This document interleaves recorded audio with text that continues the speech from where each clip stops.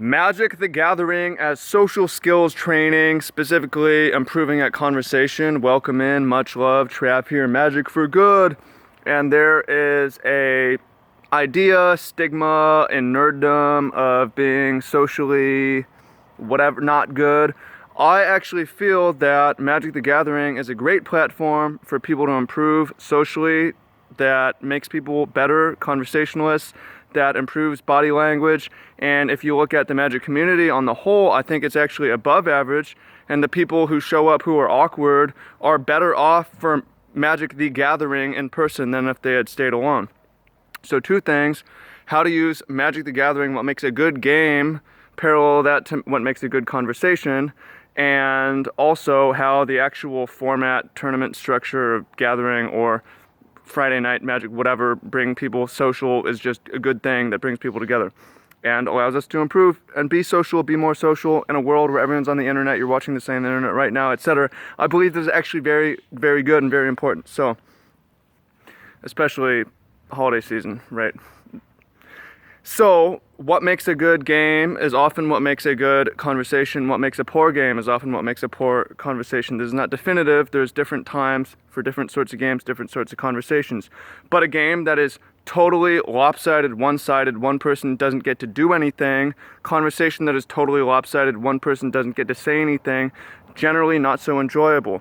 A game that is totally uninteractive, one player is just waiting for their turn to do their own thing, regardless of what you do, waiting to just say what I'm going to say.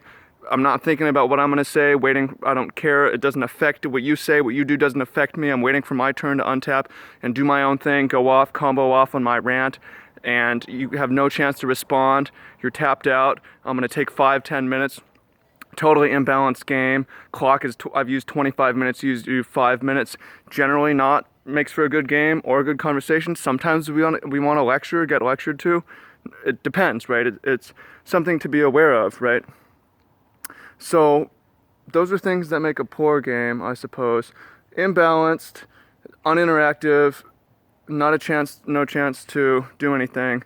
And what makes a good game, and perhaps a good conversation, is something interactive, something more balanced, something with lots of questions and answers, something with surprises, twists, variants, something that has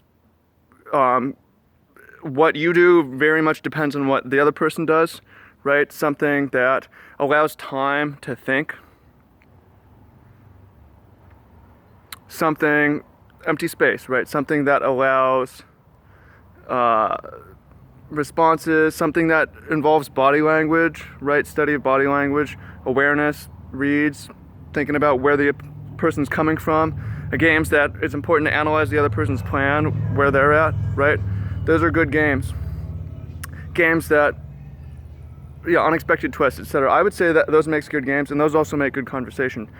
One thing to think about is where games are going. Games lead towards a winner or a loser, right? And what makes a good game, obviously we have more fun when we win, but it's not really, I won, therefore it was a good game, you lost it. I mean, that's like on the very basic, and that's why people get mad about, I won, good game, right? But what makes a game enjoyable up until that moment of winning and losing. So if we come with a conversation, we're trying to win or lose, I'm trying to convince you of my point, you're trying to convince me of my point, you came around, that's not a good parallel. But a good parallel is that it's leading somewhere. A good game of Magic is not, I'm building up, you're building up, I'm building up, let's be friends, I'm not going to attack you, you're not going to attack me, right? It's a multiplayer game, no one's attacking. A good game has attacks, right? Or a good game is leading towards an end. So an end in conversation isn't necessarily win or lose, but it's leading somewhere. It's leading towards, I learned, you learned, we connected better, conversation over, we can both win in a conversation. So you could go a lot deeper with parallels, but that's something to think about. Next time you're playing Magic, whether it's standard, modern, whatever, think about whether you enjoyed that game and then apply that to conversations. And invite people to play Magic, because I think it trains people to be good, trains people to wait, trains people to think, trains people to stop and analyze, forces people to be interactive, forces people to ask questions, forces people to read body language, forces people to respect time to think, and so on. And then the second part of this that I mentioned is Magic the Gathering. It brings us together. If I am a very awkward person, I'd be a lot more awkward if I didn't come and be around other people, right? So go up, show up, go to events. Just show up if you don't know anyone. Talk to people, play games, and you'll talk to people that way. And that's why I think it's a lot better for the most part than a purely online game. Obviously, I play a lot of Magic online. But it's predicated on actually going to the occasional event and meeting people, or encouraging you to do that.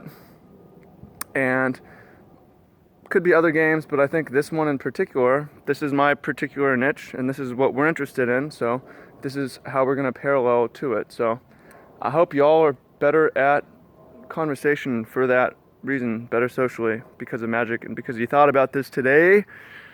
Magic for good, much love. Share this video if you found it useful. Go share it on the internet. That's one thing you can do. Hit the thumbs up, leave a comment, let me know what you think. See y'all in the comments. Have a great one. Peace, much love.